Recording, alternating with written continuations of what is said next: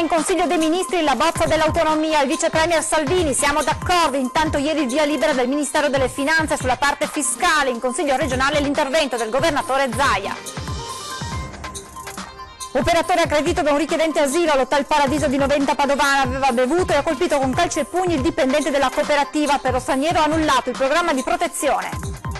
È morto il 15enne investito una settimana fa a Resana nel Trevigiano mentre era in sella alla sua bicicletta, fatali forse le cuffiette alle orecchie che non gli avrebbero permesso di sentire l'auto che arrivava. Brutta avventura per un gruppo di sciatori che si trovava a bordo dell'Ovo Via di Alleghe nel comprensorio del Civetta, 3 feriti nello scontro tra 2 cabine.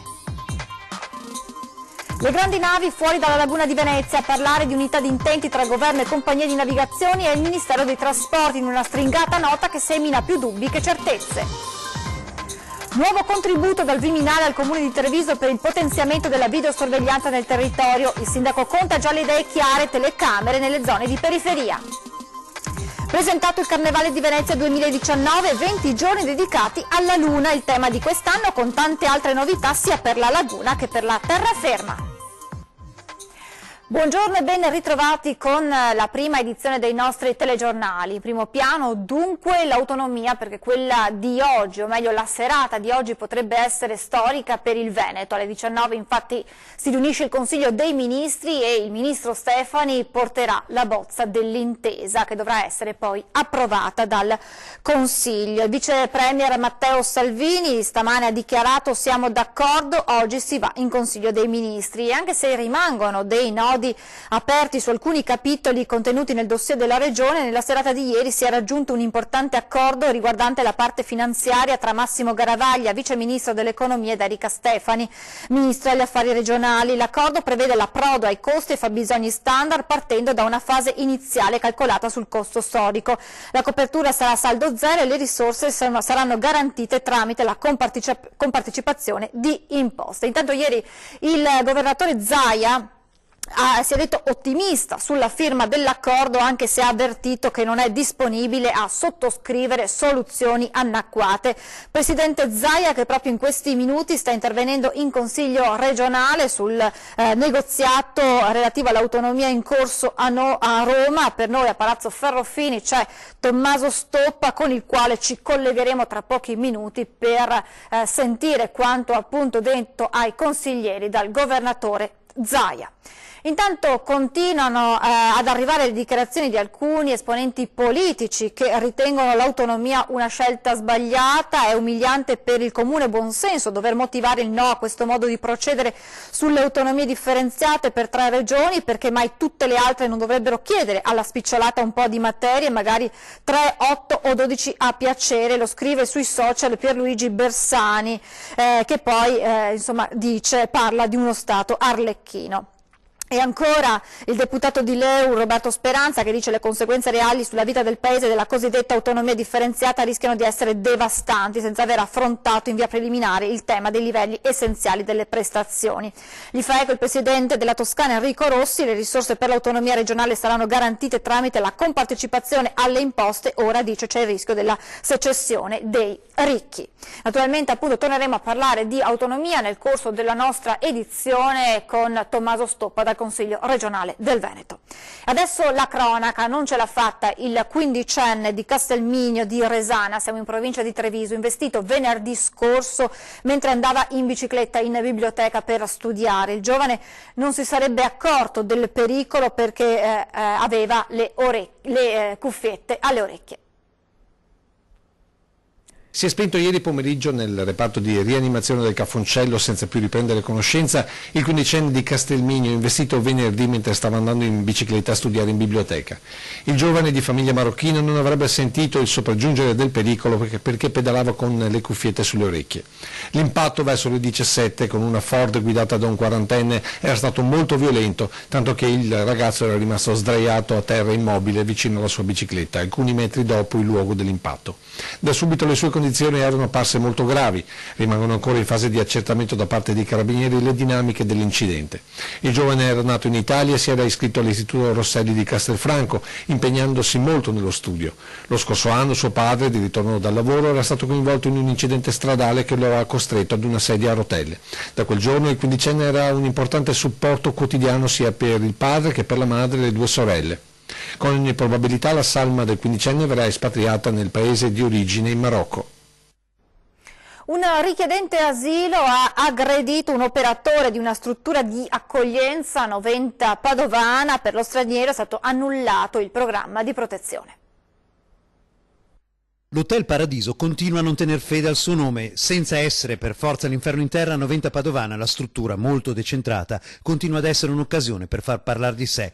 L'ultimo episodio di lunedì sera ha lasciato infatti uno strascico polemico, non certo inedito per i fieri avversari dell'accoglienza diffusa. È bastato che un richiedente asilo alzasse il gomito che la situazione si è immediatamente trasformata in un problema da gestire per un operatore della cooperativa che gestisce il centro, che si è preso una serie di calci e pugni. C'è da dire che non tutto resta impunito, come di solito si racconta. Il richiedente asilo infatti ha immediatamente perso la possibilità di usufruire del programma di protezione del comune di Noventa. Il prefetto lo ha allontanato dalla struttura e alle azioni negative sono seguite conseguenze negative per il desiderio di restare in Italia regolarmente. Arrestato in Germania l'inafferrabile capo degli spacciatori nigeriani di Via Piave a Mestre. La sua organizzazione era stata sgominata nella memorabile maxi operazione dello scorso 10 luglio, quando centinaia di poliziotti erano entrati in forza nel quartiere Piave per mettere fine una volta per tutte all'incubo della mafia nigeriana che controllava lo spaccio di eroina in tutta la terraferma. 38 membri della banda erano finiti dietro le sbarre, ma il capo, Ken Tigodaro, detto Ken, 36 anni, era riuscito a sfuggire alla rete. Già da alcune settimane era scappato in Francia, dove viveva la sua compagna. Ora anche per lui sono scattate le manette. La polizia tedesca lo ha arrestato a Norimberga in esecuzione del mandato d'arresto europeo richiesto dal Tribunale di Venezia. A rintracciarlo la squadra mobile della Questura Lagunare, che non aveva mai smesso di cercarlo, in collaborazione con la Direzione Centrale di Polizia Criminale e con le forze dell'ordine di Francia e Germania. Qualcuno sta rovinando gli affari, aveva dichiarato Igodaro a un complice per spiegare le ragioni della sua fuga in una conversazione intercettata dagli agenti. Verrà estradato in Italia nei prossimi giorni per rispondere delle gravissime accuse. Secondo gli investigatori era lui a guidare la cupola di spacciatori responsabili di aver diffuso in Veneto la famigerata eroina gialla, causando la morte per overdose di 11 persone. Oltre a dirigere il traffico, l'uomo, da tutti conosciuto come Ken, si occupava personalmente di formare gli spacciatori, indicando come muoversi e vestirsi per rispettare i codici dell'organizzazione. Dei 41 destinatari di ordini di cattura in seguito alla maxi operazione, solo 2 restano ancora latitanti. Scontro tra 2 cabine nell'Ovovia nel comprensorio Civetta. Brutta avventura per un gruppo di sciatori che ieri si trovava a bordo di 2 cabine dell'Ovovia di Alleghe nel comprensorio del Civetta che sale alla località Coldai Baldi Piani di Pezzè.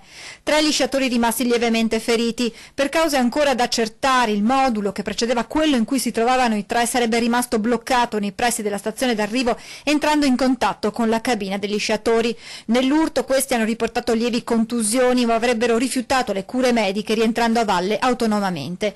Immediato l'intervento dei carabinieri con il personale dell'impianto di risalita che dopo aver effettuato le verifiche di sicurezza ha risolto il problema e una ventina di minuti più tardi l'Ovovia è tornato in funzione. Ritrovato il turista austriaco che era scomparso a Dabano Terme nel Padovano. È stato ritrovato il turista austriaco di cui non si avevano più notizie da quando era uscito dal suo albergo ad Abano Terme nel primo pomeriggio di martedì. A lanciare l'allarme era stata la moglie. Immediate erano state attivate le ricerche di carabinieri, polizia locale e protezione civile in tutta l'area dei Colli e fino a Monselice. Il 61enne è stato raggiunto a Pernumi, annotato da un passante mentre girovagava nella piazza principale del paese. È in buone condizioni, ma non è stato in grado di dire dove abbia trascorso le ultime 24 ore. Adesso ci colleghiamo con Carlo Inghilleri che ci aggiorna sull'incontro in corso al Ministero dell'Economia e Finanze a Roma dei risparmiatori delle ex popolari venete. Buongiorno Carlo. Buongiorno a tutti i telespettatori, sperando che sia davvero un buongiorno, se lo augurano le 20 associazioni dei risparmiatori vittime del crack delle popolari venete che in questi momenti in cui parliamo sono impegnate al Ministero dell'Economia e della Finanza. Sono state infatti convocate a Roma dal governo per discutere i decreti attuativi del famoso fondo di ristoro che doveva partire il 31 gennaio e invece è slittato a causa delle modifiche apportate in Senato dal Movimento 5 Stelle che voleva semplificare, invece purtroppo ha finito col complicare le cose. Il fondo da 2,5 miliardi di euro è stato ridotto a 1,5 miliardi, ma soprattutto è stato tolto l'arbitrato e questo è un problema perché, come spiegano gli esperti, l'azionista generalmente è un investitore e non ha diritto a un rimborso per le perdite che subisce, a meno che non ci sia una frode o una violazione degli obblighi di trasparenza e quindi serve un arbitro per determinare chi ha diritto al ristoro perché è vittima di un reato e chi no. Ed è questo il nodo da sciogliere con l'Europa ma anche col diritto interno italiano. Certo, a questo punto, come promesso sabato a Vicenza dai 2 vice premier Salvini e Di Maio, i risparmiatori sperano che il fondo parta ugualmente, se necessario in deroga con la normativa italiana, magari anche in infrazione con Bruxelles, perché se fosse davvero necessario introdurre un arbitro al punto a cui siamo arrivati, bisognerebbe riscrivere un'altra volta le modalità di erogazione del fondo e si perderebbe inevitabilmente altro tempo prezioso. Insomma, la partita è ancora tutta da decifrare e i risparmiatori oggi a Roma sperano di fare chiarezza una volta per tutte, altrimenti sono pronti a scatenare una grande manifestazione a Venezia. Dunque, restiamo a vedere, ancora poche ore e sapremo tutto. Per il momento è davvero tutto, io restituisco la linea allo studio. Grazie a Carlo Inghilleri. Le grandi navi fuori dalla laguna di Venezia. A parlare di unità di intenti tra governo e compagnie di navigazione è il Ministero dei Trasporti in una stringata nota che semina più dubbi che certezze. La nota del Ministero delle Infrastrutture e dei Trasporti non supera la manciata di righe. Si è tenuto un incontro tecnico con i rappresentanti delle maggiori compagnie crocieristiche sul tema Venezia e grandi navi, informano dal Dicastero. Durante l'incontro si è registrata unità di intenti sulla necessità di spostare le grandi navi fuori dalla laguna. Null'altro viene detto sui particolari di una decisione che, se confermata, sarebbe clamorosa, capovolgendo quanto deciso dal governo precedente durante l'ultima seduta del Comitatone e cancellando con un colpo di spugna i progetti sostenuti da Porto, Comune e Regione. In attesa di capire se si tratti di un'effettiva presa di posizione del Ministero o di un errore di comunicazione, al momento in città prevale la prudenza. E adesso la TAV, perché l'analisi costi-benefici boccia l'opera nel tratto Torino-Lione con riflessi anche sul tratto vicentino, tanto che il sindaco Francesco Rucco, il sindaco di Vicenza, è pronto ad andare a Roma per sostenere l'opera. Un vicolo cieco chiamato TAV. L'analisi fortissimamente voluta dal Movimento 5 Stelle, stronca il progetto e impone il capolinea a Torino. Continuare fino a Lione comporterebbe spese 8 miliardi di euro superiori ai vantaggi. Insomma, il famoso corridoio 5 che doveva collegare Kiev a Lisbona, passando per l'Italia, rischia seriamente di restare una strada chiusa che si ferma in Piemonte. L'Unione Europea chiede chiarimenti, ma il punto dolente è un altro. Senza lo sbocco a occidente, l'Italia resterebbe tagliata fuori da tutte le rotte turistiche e commerciali che a questo punto potrebbero passare sopra le Alpi, con austriaci e svizzeri che ringraziano. Molto più preoccupate invece sono Veneto, Lombardia e Piemonte, che non vogliono finire su un binario morto, e Vicenza si chiede che fine farà la TAV italiana. Stiamo chiedendo anche noi e siamo un po' preoccupati, per la verità. Ieri a Roma girava voce che tra qualche giorno arriverà anche l'esame sul tratto Torino-Venezia, quindi anche la parte vicentina, e siamo tutti convinti che però al di là del tratto interessato la TAV vada fatta. C'era molta preoccupazione in occasione dell'UPI nazionale con i presidenti delle province proprio per il futuro di questo progetto, perché non prenda una deriva ideologica ma si parli poi in concreto del futuro del nostro territorio, cioè non può essere un'occasione persa. Non può essere un'occasione persa. Il sindaco di Vicenza su questo punto è chiaro, ma deve essere altrettanto chiaro che se il progetto saltasse, nella parte vicentina, verrebbero penalizzati i treni merci e quelli regionali, mentre i treni ad alta velocità continueranno a passare, come già fanno oggi, a circa 160 km/h. La linea infatti non permette e non permetterà di andare più forte. Attualmente i treni a alta velocità da noi passano lo stesso, passano a una velocità inferiore perché i binari sono quello che sono,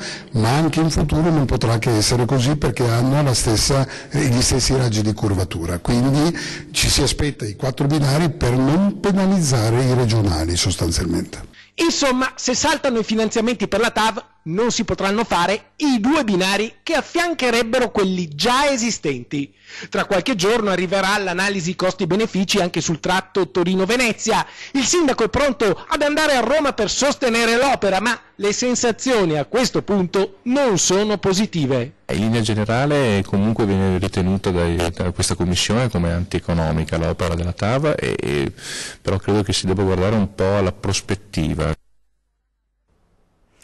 Adesso ci fermiamo per una brevissima pausa pubblicitaria, tra poco.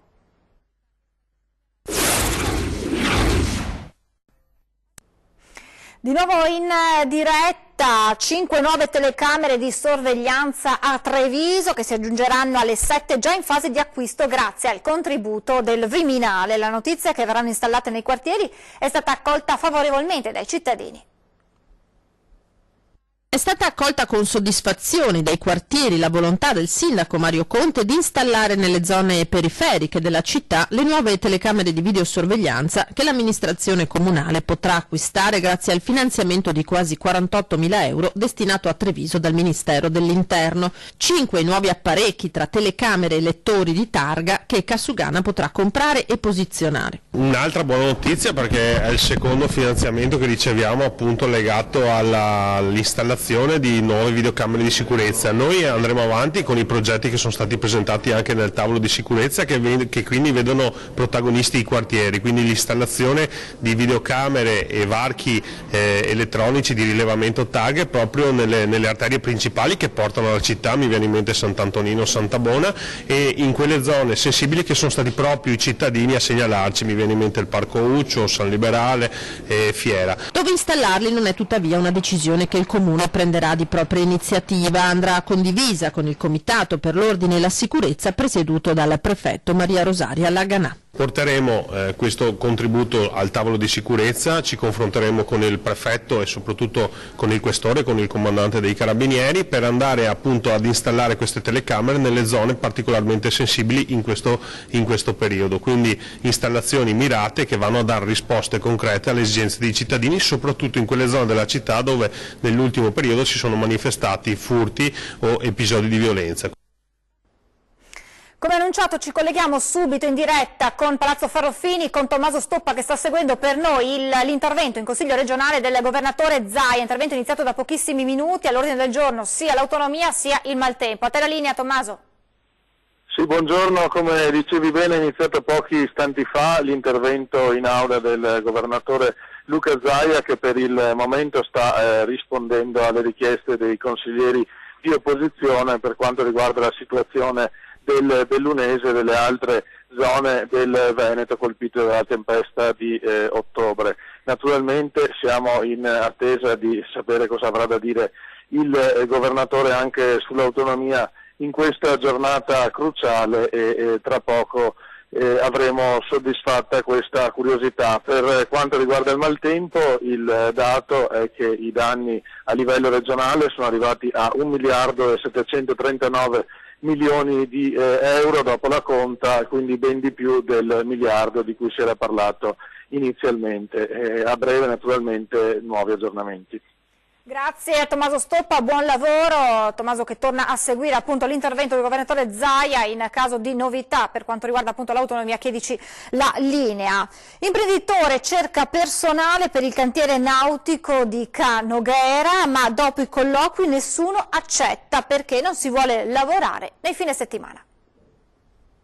I cantieri navali si trovano in un posto davvero affascinante a Canoghera, ma bellezza della location a parte, la cosa che ha dell'incredibile è che il titolare cerca personale da assumere a 1.200 euro al mese per 5 giorni alla settimana. Il problema è che la gente si presenta ai colloqui, ma fa i dietro front quando viene a sapere che si deve lavorare anche nei weekend. Parole del titolare 55enne. Quando gli viene detto che principalmente si lavora sabato e domenica, perché lavorando nel turismo, nel settore nautico che turistico, la gente esce in barca principalmente il sabato e la domenica e loro preferiscono stare a casa.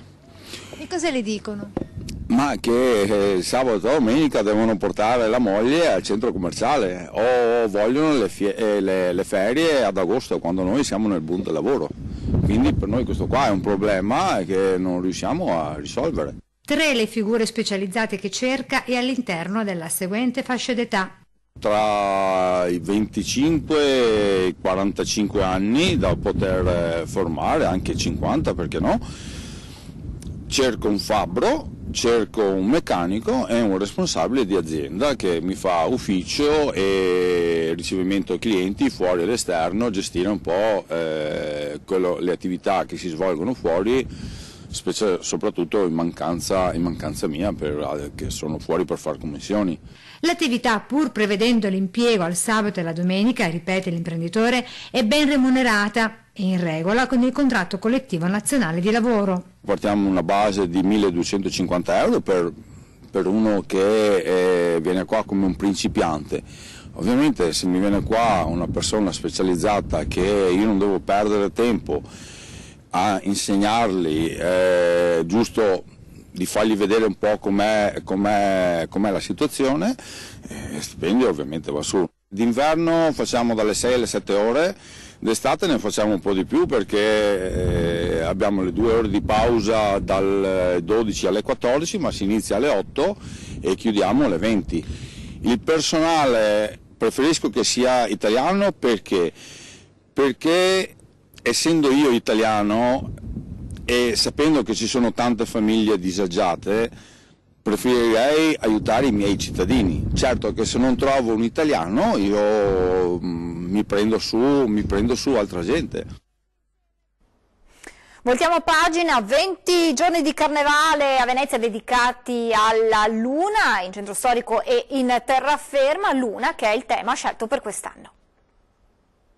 Nel 1969 l'uomo mise per la prima volta piede sulla Luna e 50 anni dopo Venezia ha deciso di renderlo il tema del carnevale. Un omaggio all'allunaggio, all'anniversario dell'allunaggio di 50 anni fa, ma anche perché è un tema molto facile e divertente per il carnevale. Come ho già detto prima, dalla Luna si va in tutti gli universi, quindi dal Barone di Munchausen, Giulio Verne, i film di fantascienza, Star Trek, Star Wars.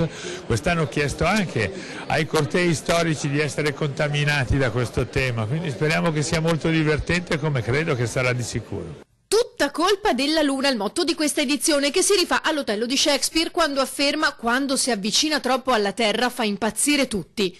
Il carnevale tornerà alle origini, discostandosi dalle tematiche degli anni passati, indirizzati alla valorizzazione degli artigiani veneziani per immergersi in una dimensione di puro divertimento. Quello che insomma è l'immaginario che una persona che non è di Venezia ha di Venezia pensando al carnevale. Si immagina un posto dove tutti sono in costume, non solo gli appassionati anche di tutti questi temi. Ho scoperto a Treviso c'è una delle più grosse associazioni, li chiamano cosplayer, che si ispirano a Star Wars, addirittura hanno costumi originali. Li ho invitati a venire al carnevale naturalmente. Primo appuntamento la festa veneziana sull'acqua, la prima parte sabato 16 febbraio, un doppio spettacolo in Rio di Cannareggio e poi via al carnevale diffuso. Quest'anno la novità è la sfilata dei carri allegorici a Campalto che riprende dopo 18 anni di cessazione. La cosa importante è che le associazioni hanno collaborato fra di loro, grande carnevale anche a Mestre con la Mestre Carnival Street Show che avrà un'anteprima domenica e dopo si svilupperà nel weekend di 23-24 e poi tutta la settimana grassa. Siamo in chiusura, previsioni del tempo e poi ore 13. Grazie per l'attenzione, buona giornata a tutti.